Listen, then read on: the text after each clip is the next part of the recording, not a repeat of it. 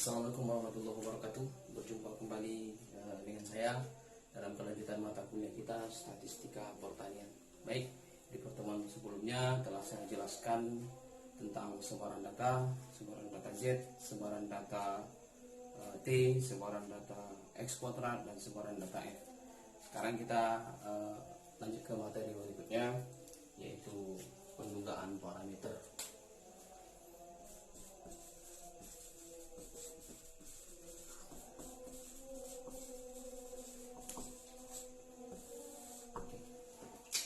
Sebelum saya jelaskan tentang pendugaan parameter, saya jelaskan sedikit bahwa ilmu kita adalah ilmu statistika. Statistika. Dalam ilmu statistika ada satu definisi bahwa ilmu statistika adalah ilmu bagaimana cara kita mengumpulkan data, menyajikan, menganalisisnya, kemudian dapatkan suatu kesimpulan. Di mana kita mengumpulkan data, kita bisa mengumpulkan data pada suatu populasi. Atau kalau seandainya populasinya terlalu besar, maka kita bisa mengambil sampel dari populasi itu. Mengambil sampel. Suatu populasi yang sangat besar, ketika kita melakukan pengamatan secara keseluruhan, dalam istilahnya disebut dengan sensus, ini sangat tidak efektif ketika kita melakukan pengamatan pada populasi, sehingga nanti dituntut adanya sampel. Pada akhirnya, ketika nanti ada populasi diambil sampel, maka data-data yang kita ambil dari sampel ini kemudian kita analisis, dapatkan suatu kesimpulan, maka kesimpulan yang kita dapatkan pada akhirnya dituntut agar bisa representatif, mencerminkan apa yang ada pada populasi itu. Data-data yang kita ambil pada sampel bisa mencerminkan data-data yang ada pada populasi. Kemudian, apa saja yang bisa kita ambil pada suatu sampel atau populasi? Bisa kita ambil rataan. Bisa kita ambil nanti data rataan. Kemudian, bisa juga nanti kita ambil data ragam atau varian, sama ya. Kemudian bisa juga nanti kita ambil data-data yang lain, misalnya proporsi P misalnya, atau proporsi. Itu saja ya. Kemudian bisa juga nanti kita ambil nanti misalnya koefisien regresi, koefisien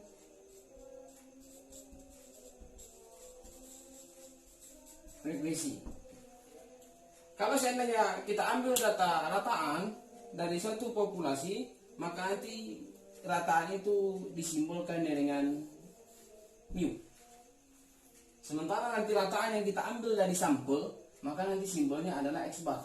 Perhatikan ya, beda antara mu dengan X bar. Mu untuk populasi, sedangkan X bar adalah untuk sampel. Kemudian ketika kita ambil misalnya ragam atau varian dari populasi, maka simbolnya nanti kita tuliskan dengan tau. Sementara nanti pangkat 2 ya, kalau dia tahu saja itu nanti standar deviasi.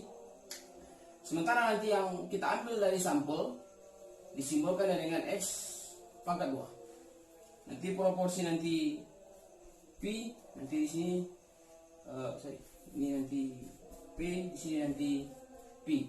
Sementara nanti koefisien regresi nanti bisa nanti di sini beta 0, di sini B0. Nanti di sini beta 1, di sini B1 dan seterusnya.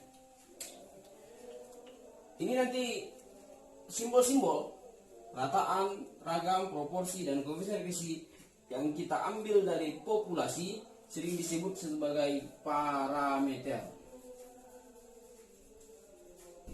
Sementara nanti simbol-simbol atau angka-angka yang kita ambil dari sampel, apakah itu X bar, X pangkat 2, P, B0, B1, ini disebut ya dengan statistik, bukan statistika ya, statistik. Ilmu yang mempelajari bagaimana cara mengambil sampel, menyajikannya, menganalisisnya sampai didapatkan suatu kesimpulan, namanya statistika. Dan angka-angka yang kita ambil dari sampel namanya statistik, angka-angka yang kita ambil dari populasi namanya parameter. Ketika kita mengambil data-data dari sampel, kita harapkan dia representatif. apa yang ada pada populasi. Sehingga nanti, apakah nanti misalnya, saya berikan satu contoh.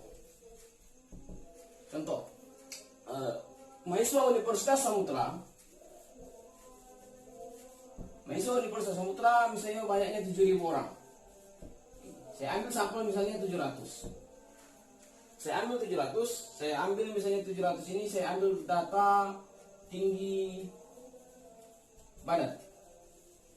Ketika misalnya didapatkan tinggi badannya misalnya 168 misalnya rata-rata, X-barnya rata-rata, apakah X-bar rata-rata ini sudah mewakili secara pasti populasi?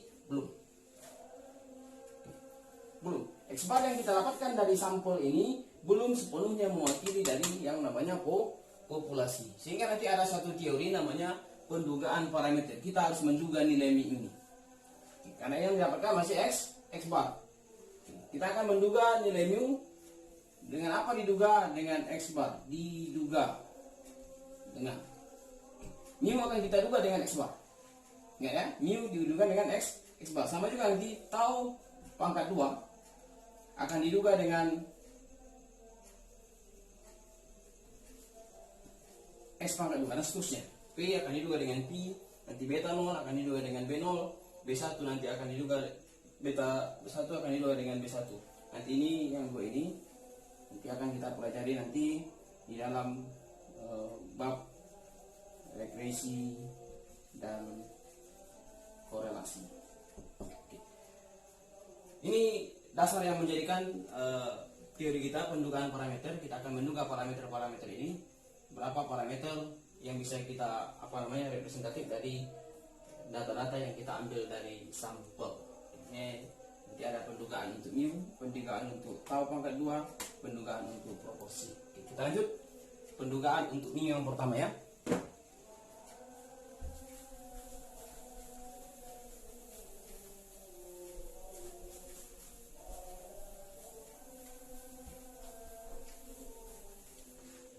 Yang pertama, pendugaan untuk mu.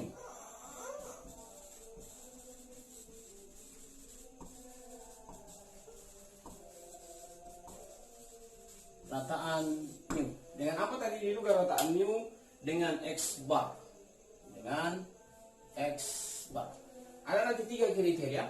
Ada kriteria pertama, ada kriteria kedua, ada kriteria ketiga yang bisa kita gunakan dalam pendugaan parameter. Kriteria pertama, nanti saya jelaskan nanti perbedaan kriteria ini. Ragam populasi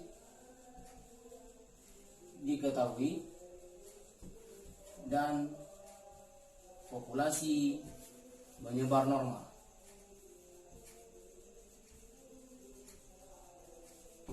Ini kriteria pertama. Kriteria kedua, ragam populasi tidak diketahui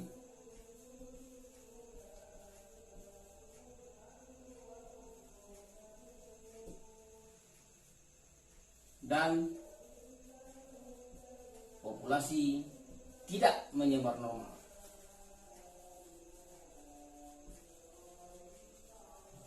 Kemudian kriteria yang ketiga, ragam populasi. Sebenarnya kalau saya tulis seperti ini sudah menunjukkan populasi. Saya hapus pun nggak masalah ini, karena tadi tahu disimbolkan di sini ya, untuk populasi. Kecuali saya tuliskan S. Oke. Ragam populasi tidak diketahui dan ragam populasi tidak diketahui. Ini diketahui ya. Ragam populasi diketahui dan populasi tidak menyebar normal dan populasi tidak menyebar normal. Ragam populasi tidak diketahui dan populasi tidak menyebar normal. Atau nanti ada juga nanti kriteria keempat, ragam populasi tidak diketahui. Saya juga nanti sama nanti ya, dan populasi menyebar normal. Sama aja nanti kriteria yang akan kita gunakan persamaannya. Kita perhatikan perbedaannya di mana. apa yang mau kita duga dari dari pendugaan bab ini, pendugaan parameter, kita akan menduga nilai mu. Ini juga nanti kita akan menduga nilai mu atau rata-rata populasi. Kita akan menduga rata-rata populasi dari sampel yang kita ambil. Saya ulang kembali, tadi mu akan kita duga dengan menggunakan nilai X bar. Terus ini mu akan diduga dengan menggunakan X bar. Perhatikan nanti kalau kalian lihat nanti buku yang saya tulis itu agak panjang di situ, dari mana muncul persamaan itu nanti mungkin membingungkan. Tapi kalau saya tunjukkan dari mana muncul itu nanti bisa dipahami ya. Nilai mu akan berada pada interval. Ini artinya berada pada interval. Nilai mu akan berada pada interval X bar. Nanti X bar juga semua di sini. X bar, saya selesaikan dulu satu. Akan berada pada nilai X bar, di sini X bar. Nanti di sini dikurang, di sini ditambah. Nilai X bar, mu akan berada pada interval X bar. Ditambah apa? Ditambah Z alpha per 2. Nanti di sini juga ada Z alpha per 2. Z alpha per 2 dikali tau per akar N. Di sini dikali tau per akar N. Disitulah muncul nanti persamaan yang ada di buku itu. Kalau kita lihat panjang. Apa artinya? Nah, ini maksudnya. Di sini muncul. Perhatikan bedanya dengan ragam populasi yang tidak diketahui dan populasi menyebar normal, atau ragam populasi diketahui dan data tidak menyebar normal. X bar, di sini nanti X bar dikurang, ditambah. Kurang, ditambah. Nanti di sini T alpha per 2. Z ya. Di sini sudah pakai sebaran T student. Di sini nanti T alpha per 2 di kiri dan kanan sama dikali S karena ini tidak diketahui, ini juga nanti tidak diketahui, maka ini harus kita cari dari data-data yang kita ambil di populasi.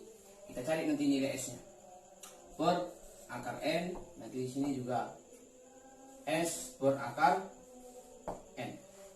Nanti di sini juga sama,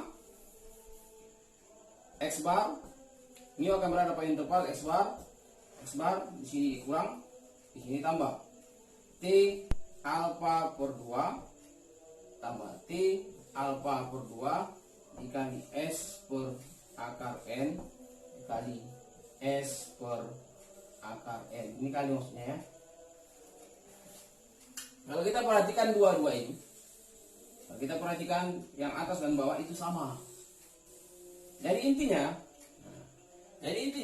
kalau ragam populasi tidak diketahui atau ada kriteria populasi tidak menyebar normal, maka sebaran yang kita gunakan adalah sebaran T. Bagaimana pada kondisi di lapangan? Pada kondisi di lapangan yang nomor 1 ini hanya teoritis.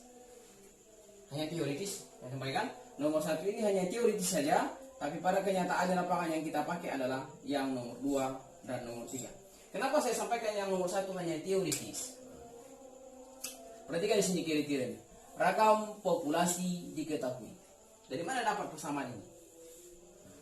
Kalau kita perhatikan, tahu itu,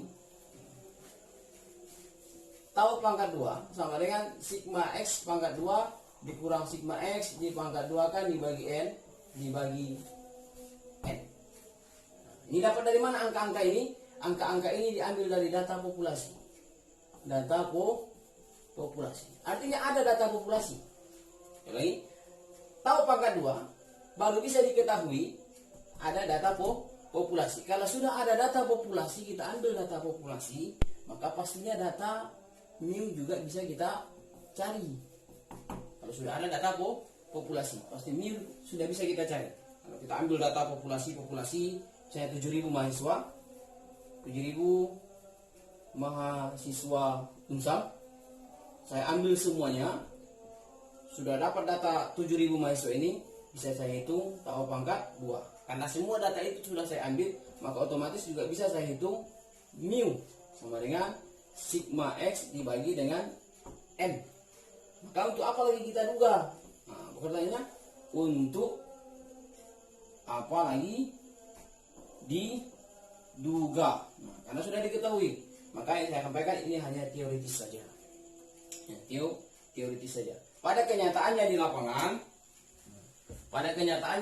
kita melakukan yang namanya sampling atau mengambil sebagian data dari populasi yang ada. Saya 7.000 mahasiswa, 7.000 mahasiswa. Nah, saya ambil misalnya 10% 700. Dari 700 ini saya hitung S pangkat 2. Dapat S pangkat 2. Tapi bukan tahu pangkat 2 ya yang didapatkan, karena hanya sampling. Yang didapatkan adalah S pangkat 2. Sigma X pangkat 2 dikurang sigma X dipangkat 2 kan dibagi N dikurang 1. Nanti ingat persamaan ini yang akan kita gunakan nanti untuk mencari ini. Jadi S-nya sama dengan akar S pangkat 2. Jadi kita pakai persamaan ini. Inilah yang kenyataannya di lapangan.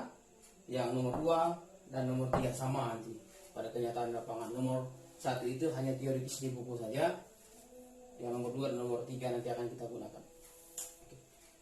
Oke, baik, saya berikan beberapa contoh.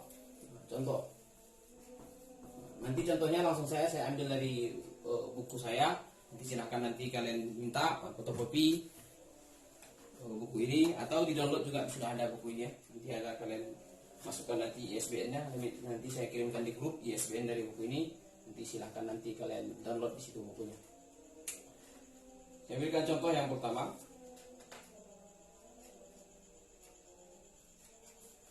Kalau di buku saya ada saya tulis contohnya di halaman 50 ya, halaman 50. Tidak saya tulis lagi soalnya, saya tulis nanti yang diketahui dari soal itu. Sebuah sampel acak, ingat sampel acak yang terdiri dari 100 mahasiswa. Itu artinya N sama dengan 100. Telah diambil dari sebuah universitas, lalu nilai IQ-nya dicatat dan didapat rata-rata. Ingat, sebuah sampel acak.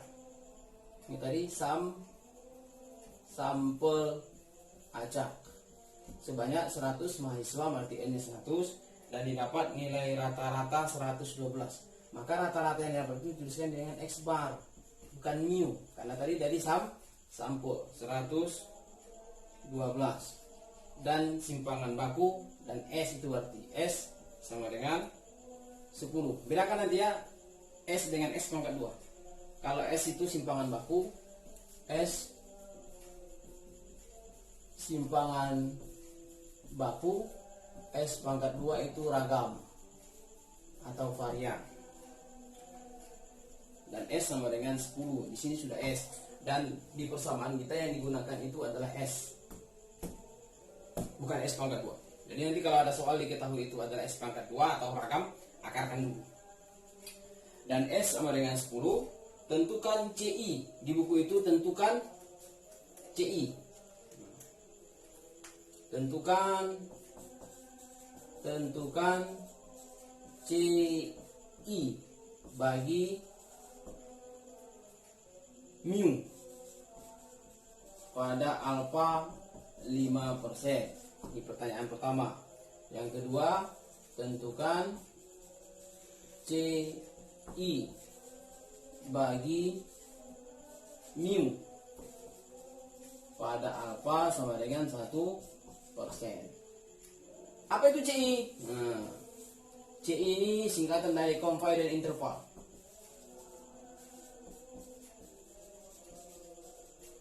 Ya, atau kalau diterjemahkan selang kepercayaan.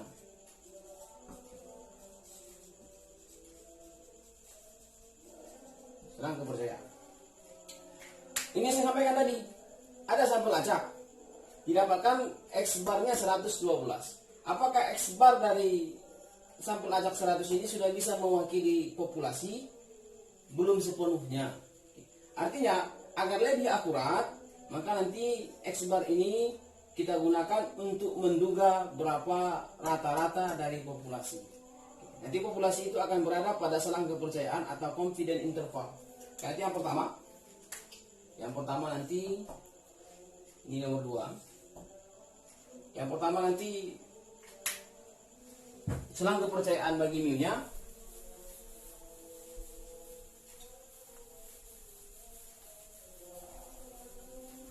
Untuk soal yang pertama, selang kepercayaan bagi mu akan berada pada interval X bar, di sini dikurang, di sini ditambah. Karena dari soal yang diketahui adalah S dan tau tidak diketahui, maka persamaan yang kita gunakan adalah T alfa per 2. Di sini T alfa per 2 dikali S per akar N. Dikali S per akar N. Maka nanti mu akan berada pada interval X barnya berapa? Ini 112. Ini juga nanti 112. Di sini dikurang, di sini ditambah. Di sini T alfanya 0,05 dibagi 2. Alfa per 2. Karena ini ada setengah di kiri, setengah di kanan ya, makanya dibagi 2. Sini juga T 0,05 dibagi 2. Dari mana 0,05 ini? Karena tadi pertanyaannya 5%. 5% ini kalau kita rubah dalam desimal kan 0,05. 1% 0,01. 0,05 dikali S-nya 10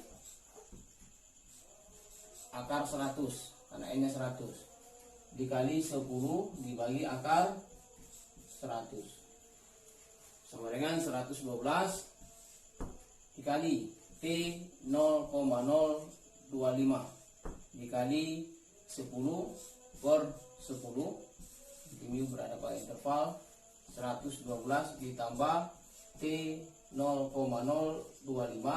dikali 10 dibagi 10. Mu akan berada pada interval 112 dikurang, ini juga 112 ditambah. Kita lihat tabel T.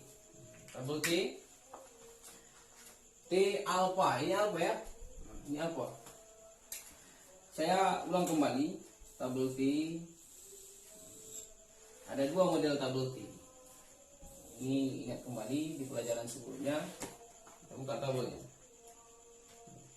Ada tabel T yang model kedua di buku saya. Di sini T alfa. Ada juga nanti model tabel berikutnya T V. Dihasil dari panggilan. Boleh kita gunakan dua-duanya, boleh. Nanti hasilnya akan sama. Kalau yang kita gunakan T alfa ini, maka nanti lihat langsung kolom 0,025 karena ini alfa ini. Ini alfa. 0,025 kolom 0,025 baris 99. Kenapa baris 99? N-nya 100. N kurang 1 kan? Derajat bebasnya 100 kurang 1 99. Jadi kalau tidak ada 99, cari yang paling dekat dengan 99 itu. Kalau sebenarnya nanti ada satu satu cara untuk menentukan. Di sini nggak ada 99, ada 60, ada 120. Sebenarnya ada cara dia menginterpolasi angka-angka yang ada pada tabel. Tapi tidak saya jelaskan. Kalau nanti kesempatan kita jumpa dan lain sebagainya, nanti baru saya jelaskan bagaimana cara menginterpolasi nilai tabel. Nanti di situ nanti kalau kita cari nanti hasilnya 0,025, kita pakai yang 1,98. 1,98 ada di kolom 0,025 baris 120. Atau bisa juga nanti kita lihat yang satu lagi, kolom bukan 0,025 yang dilihat kalau yang yang tabelnya seperti ini ya, di atas gambar. Tapi yang kita lihat adalah 0,975 di baris 120 1,98. Sama nanti ya, sama-sama nanti. Sini nanti kolom 0,975, di sini kolom 0,025. Karena alfanya 0,225, maka V-nya berapa? 0,975. Atau 1 dikurang alfa 0,025. 25 sama dengan 0,975. Maka kita lihat di tabel atau di kolom 0,975 baris 120. Juga sama nanti 1,98 dikali 1. Ini juga dikali 1.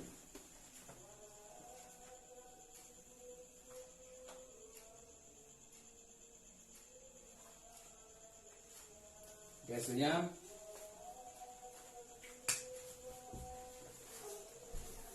nanti kalau ada juga nanti yang mengambil di baris 60 sudah bisa saya betulkan ya, karena tidak jauh berbeda nanti itu. Kalau nanti yang di baris 60 nanti melompat dia di tabel tuh di baris 60, kemudian baris 120, kemudian ada baris tidak terhingga. Ada yang ambil nanti di 100, di 120 1,98. Ada juga nanti yang mengambil di di baris 60 nilainya nanti 2. Nanti ada juga ngambil di baris 60 nilainya 2. Beda ya, cuma 0,02 saya bedanya. Kalau kita ambil saja langsung 2 biar tidak begitu sulit dalam perhitungan. 2 kali 1 ini juga 2 kali 1 ya, tidak begitu sulit. Tapi saya menyarankan sebenarnya dipakai yang 1,98. Nanti di sini 112 dikurang 2, mu berada pada interval 112 tambah 2. Saya selesaikan 110, mu berada pada interval 110 sampai dengan 114. Oke, baik. Kalau tadi kalau tadi didapatkan nilai rata-rata dari yang diambil daripada data itu IQ-nya 112 adalah sampel, maka pada populasi itu akan lebih akurat kalau dituliskan dalam sebuah kesimpulan bahwa rata-rata populasi IQ dari populasi mahasiswa UNSAM misalnya berada pada interval 110 sampai dengan 114. Tidak tepatnya, tidak pasti 112, tapi berada pada kisaran 110 sampai dengan 112 pada taraf kepercayaan 95%. Tadi kan pada alfa ya 5%. Itu artinya taraf kepercayaannya 95%. Atau bisa juga dituliskan yang lain, mu sama dengan 112 plus minus 2. Ini dalam beberapa buku dituliskan seperti ini. Dari mana plus minus 2 nya? Ini kan plus, ini minus. Berapa nilainya? 2. Nah, ini kemarin. Mu rata-rata populasi IQ dari mahasiswa itu adalah 112 plus minus 2 dengan tingkat kepercayaan 95%. Itu yang pertama. Oke, yang kedua, bagaimana kalau ditanya tadi compare interval bagi mu pada alfa 1%. Tinggal kita ganti ya, tinggal kita ganti alfanya itu. Nanti mu akan berada pada interval x bar dikurang x bar ditambah T alfa per 2 dikali S per akar N. Ini T alfa per 2 dikali S per akar N. Mu akan berada pada interval itu maksudnya lebih besar dan lebih kecil ini ya. 112 dikurang 112 ditambah T 0,01. Kenapa 0,01? Karena ini 1% dirubah dalam desimal 0,01 dibagi 2 kali 10 per akar 100. Ini T 0,01 dibagi 2 dikali 10 per akar 100. Mu akan berada pada interval 112 T 0,005 dikali 1. Langsung saja 1 ya. Ini juga 112 ditambah T 0,005 dikali 1. Tinggal kita lihat di tabel T. Mu akan berada pada interval 112 dikurang T 0,025. Nanti caranya juga nanti saya ulang kembali. Ada dua model tabel. Tabel T ada di lampiran di belakang buku statistik selalu ada ya. Ada T alpha, ada yang seperti ini T alpha, ada juga yang model tabel kedua yang TV. Nah, ini TV. Ini sudah alpha ini ya, 0,05. Boleh kita lihat langsung tabelkan seperti ini, boleh. T 0,005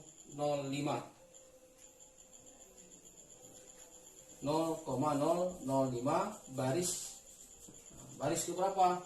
Boleh baris ke 60 tadi, boleh baris ke 120, tapi saya rekomendasikan yang baris di bawahnya yang 60 ya. Nanti hasilnya 0,005, hasilnya 2,66. Nanti kayak ini 1 dikurang alfa, karena kan TP ini P itu derajat kepercayaannya ya. 1 dikurang 0,005 sama dengan 0,995 ya. Hasilnya ini juga akan sama 995 baris 60. Hasilnya nanti 2,66. Boleh kita bulatkan juga, boleh 2,7. Ini 2,7 juga boleh kita bulatkan. Di sini 2,7 dikali 1 112 ditambah 2,7 dikali 1. Mu akan berada pada interval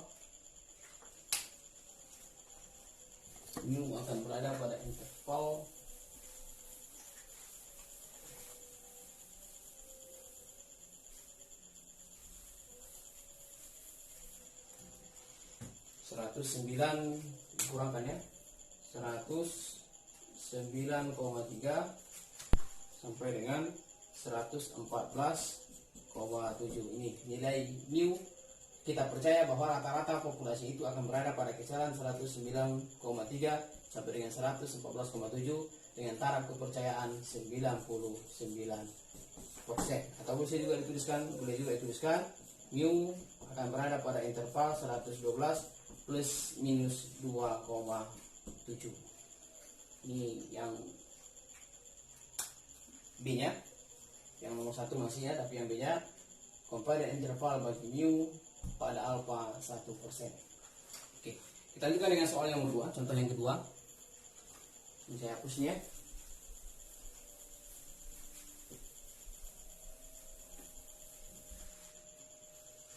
Compare interval, penggunaannya nomor 2 saya berikan seperti contoh. Nomor 2 saya bacakan soalnya, saya tulis 7 buah kaleng makanan, ada 7 ya, 1, 2, 3, 4, 5, 6, 7 buah kaleng makanan memiliki isi yang pertama 9,8, yang kedua 10,2, yang ketiga 10,4, kemudian 9,8, kemudian 10, 10,2, kemudian 9,6. Ini data yang kita ambil di lapangan ya. Kalau tadi pertanyaannya sudah langsung di situ berapa nilai S-nya, berapa nilai rata-ratanya. Sekarang yang disajikan datanya ya,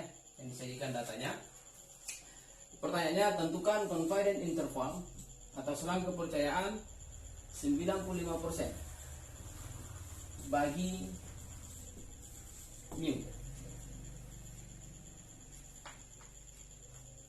Kalau kita perhatikan di sini, nilai tau pangkat 2 tidak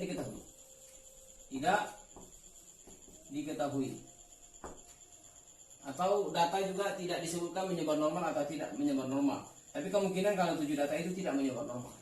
Itu artinya statistik pendugaan parameter yang kita gunakan, mu akan berada pada interval x bar dikurang t alfa per 2 ditambah t alfa per 2 dikali s per akar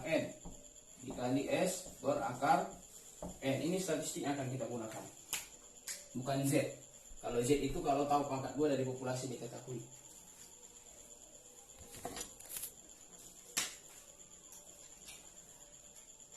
Kalau kita perhatikan persamaan yang kita gunakan ini, maka ini belum diketahui. Ini juga belum diketahui. Maka kita cari dulu berapa nilai X rata-ratanya, berapa nilai S-nya. Tentukan X barnya sama dengan, ini kembali rumusnya ya, sigma X dibagi dengan N sama dengan 9,8 ditambah 10,2 ditambah 10,4 ditambah dan seterusnya sampai selesai data itu. 9,6 dibagi dengan berapa banyak data? 1, 2, 3, 4, 5, 6, 7. 7 sama dengan nanti hasilnya 10 ya. Kemudian ini sudah S-nya kita tentukan. Tidak ada rumus S langsung, tapi yang ada rumusnya X pangkat 2 sama dengan sigma X dipangkat 2 kan dikurang sigma X dipangkat 2 dibagi N dibagi N kurang 1. Jadi silakan cari nanti, pada akhirnya nanti didapatkan nanti S-nya sama dengan 0,283. Ini sudah S ya, sudah diakarkan. Ini bisa persamaan yang kita gunakan, ingat kembali. Atau ada juga nanti persamaan S sama dengan X dikurang X rata-rata pangkat 2 dibagi dengan N kurang 1. Nanti akan sama nanti rumus-rumus itu. Ingat kembali, banyak persamaan-persamaan yang bisa kita gunakan terkait dengan jenis data, kemudian penyajian data. Nanti persamaan itu juga nanti akan mempengaruhi rumus yang kita gunakan. Sudah dapat nilai S-nya, sudah dapat nilai X bar-nya, bisa kita tentukan compiler intervalnya.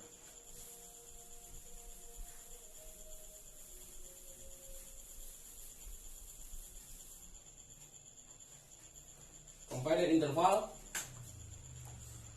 bagi mu akan berada pada interval X bar dikurang X bar ditambah T alpha per 2 dikali S per akar N T alpha per 2 dikali S per akar N.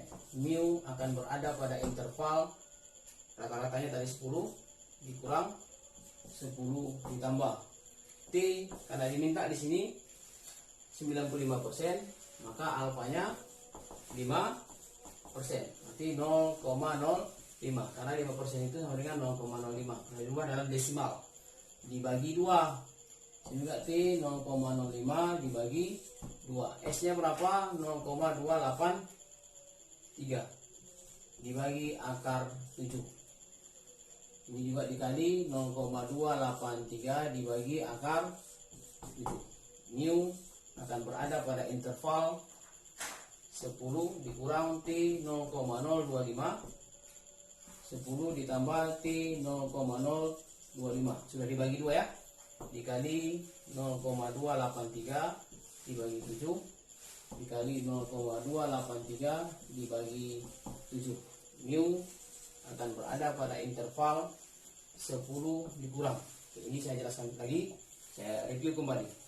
Cara melihat tabel T 0,025. Ada dua model tabel, ada yang TP, ada yang T alpha diarsir dari ini. Ada yang diarsir dari sini. Karena di sini sudah alpha ini adalah nilai alpha, maka saya rekomendasikan lihat tabel yang seperti ini. Nanti lihat kolom 0,025 baris ke berapa? Baris ke-6. Kenapa baris ke-6? Karena N-nya 7. N-nya 7. 7 kurang 1. Karena derajat bebas selalu dikurang 1 sama dengan 6. Nanti hasilnya kolom 0,025 baris 6. Lihat di tabel T. Kolom 0,025 baris 6. Hasilnya 2,447. 2,447. Bagaimana dengan yang tabel yang satu lagi? Kalau yang tersedia hanya tabel seperti ini, maka 1 dikurang alfa. Karena TP ini 1 dikurang alfa sama dengan 1 dikurang 0,0025 sama dengan 0,975 baris 6. Hasilnya nanti kita lihat 0,975 baris 6 hasilnya 2,447 sama itu ya, 447. Kalau kita lihat sama. Nah, di sini maka nanti kita pindahkan kembali 2,447 dikali 0,283 dibagi akar 7. Akarnya 10 tambah 0,2447 dikali 0,283 dibagi akar 7. Mu akan berada pada interval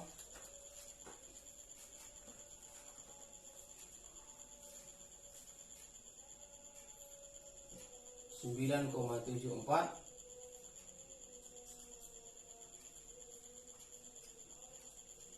Ini silakan dihitung kembali ya, sampai dengan 10,26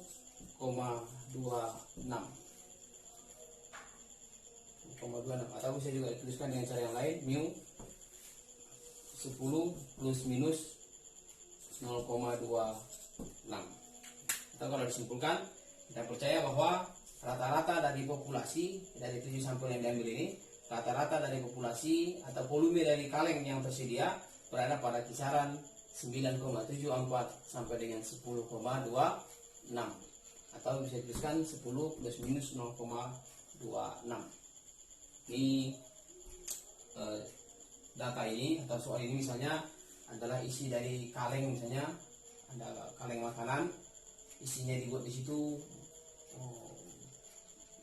netto, misalnya net 10 gram, di sini 10 gram, tapi ketika diambil di data ternyata tidak semua pas 10 gram. Ini artinya ada error di situ, ada kesalahan 0,26 plus minus, bisa kurang 0,26, bisa lebih dari 0,26. Ini maksud dari soal ini. Oke, baik, ini pendugaan rataan bagi mu. Saya berikan 2 contoh saja. Nanti contoh-contoh yang lain nanti bisa kalian pelajari di buku-buku statistika yang lain. Ada banyak di buku statistika Walford contoh-contohnya, atau buku Sujana. Saya lanjut dengan pendugaan parameter yang lain, parameter tau atau ragam ya. Pendugaan untuk ragam.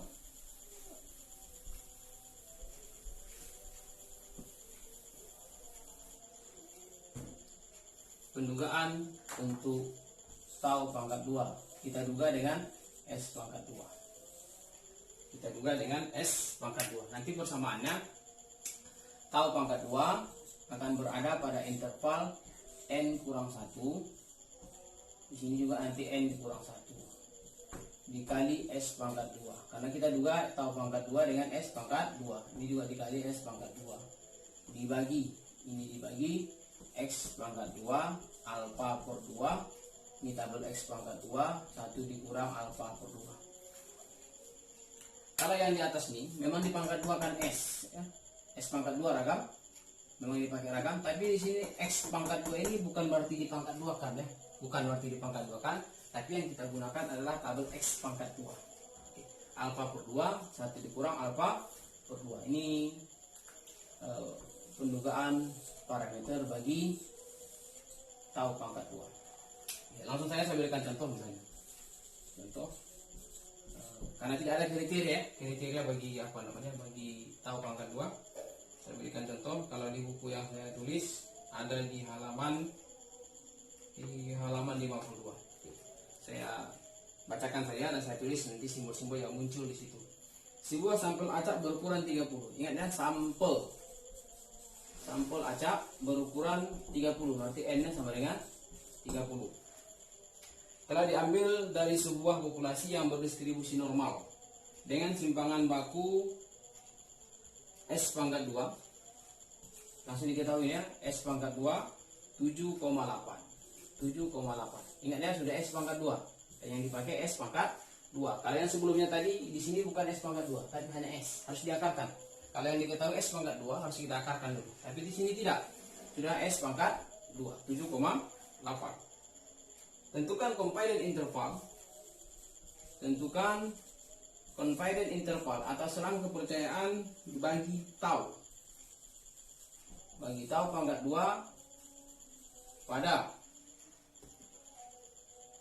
alfa 5%. Pada alfa 5%. Pertanyaan ini bisa juga saya ganti sebenarnya. Tentukan confidence interval 95% bagi tau pangkat 2. Dan itu sama artinya tentukan confidence interval bagi tau pangkat 2 pada alfa 5%. Sama itu ya. Pada alfa 5% atau langsung di sini confidence interval 95%. Sama itu. Oke, kita tentukan. Jawab. N dikurang 1 atau tau pangkat 2 akan berada pada interval N kurang 1, karena di sini N nya 30, 29 dikali 7,8. Jadi 7,8 dibagi X pangkat 2 alfa per 2, alfanya 0,05 dibagi 2. Ini juga sama, atau langsung saya tulis dulu ya. N kurang 1 dikali S pangkat 2, N kurang 1 dikali S pangkat 2 dibagi X pangkat 2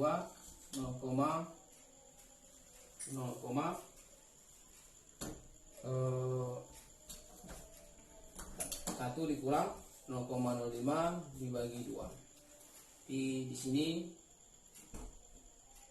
29 dikali 7,8 dibagi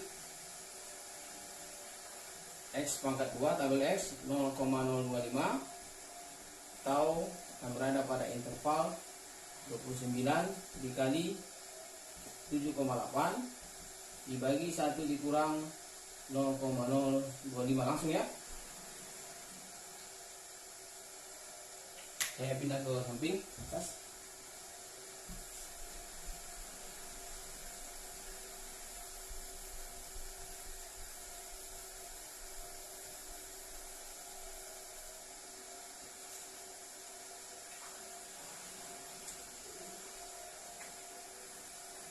Kita tentukan nilai ini. Ini tabel 29 dikali 7,8, tahu pangkat 2 berada pada interval dibagi X pangkat 2 0,025, 29 dikali 7,8 dibagi X pangkat 2 0,975. Tahu pangkat 2 akan berada pada interval, kita buka tabel X pangkat 2. Itu juga akan ada dua model tabel.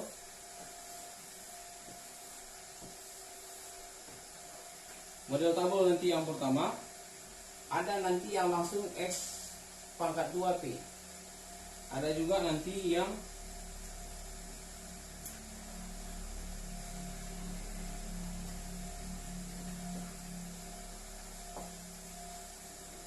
X pangkat 2 alfa.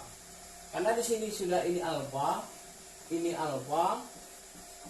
maka saya sarankan pakai yang alfa. Sama juga dengan yang T tadi. Saya sarankan yang pakai alfa. Maka nanti lihat langsung kolom 0,025 baris 29. Kenapa baris 29? Karena N-nya sama dengan 30, N kurang 1 sama dengan 29. Kita lihat nanti baris 29, kolom 0,025, hasilnya di situ 45,772. 29 kali 7,8 dibagi 45,772. Tidak sama, 29 dikali 7,8 dibagi, bukan ini ya, tapi kita lihat lagi tabelnya.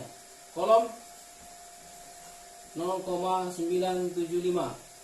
Kolomnya tetap sama yang ini ya. Kalau sudah pakai yang ini yang pertama, maka yang kedua juga pakai kolom yang ini. Kalau kolom yang pertama 0, ini pakai tabel yang model seperti ini, maka nanti yang kedua juga pakai model tabel ini. Jangan jangan di locker ya, nanti akan berpengaruh. 0,975 baris 29. Hasilnya di situ nanti 16,047. 16,047.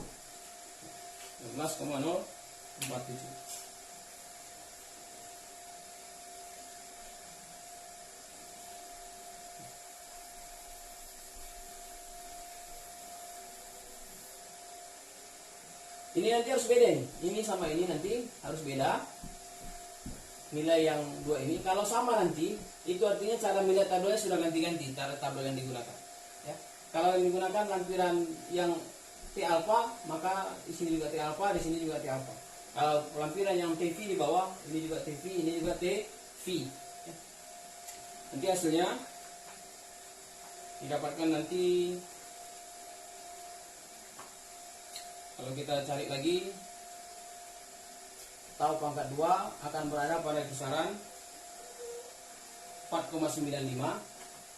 Silakan dicari nanti 4,95 sampai dengan 14,14. Atau juga nanti ini bisa langsung saya ubah, misalnya kalau yang tanya misalnya confidence interval bagi tau atau bagi simpangan baku, bukan bagi ragam. Ini ragam di simpangan baku. Nanti tinggal kita akarkan 2,23, di sini nanti 3,75. Itu artinya kalau kita baca keterangan dari angka ini, keterangan dari hasil ini, kita merasa percaya 95%. Dan apa 5%-nya? Kita merasa percaya 95% simpangan baku berada pada kisaran 2,23 sampai dengan 3,75. Oke, ini terkait dengan pendugaan bagi tau pangkat tua. Oke. Untuk materi kita pada hari ini, pada pagi hari ini sampai di sini, pendugaan bagi mu dan pendugaan bagi tau pangkat tua. Nanti akan saya lanjut nanti di pendugaan untuk yang lain, pendugaan untuk beta 0, beta 1, juga nanti pendugaan untuk selisih antara mu. Jadi ada lagi pendugaan berikutnya. Saya tutup. Selamat belajar ya. Saya tutup. Selamat pagi. Assalamualaikum warahmatullahi wabarakatuh.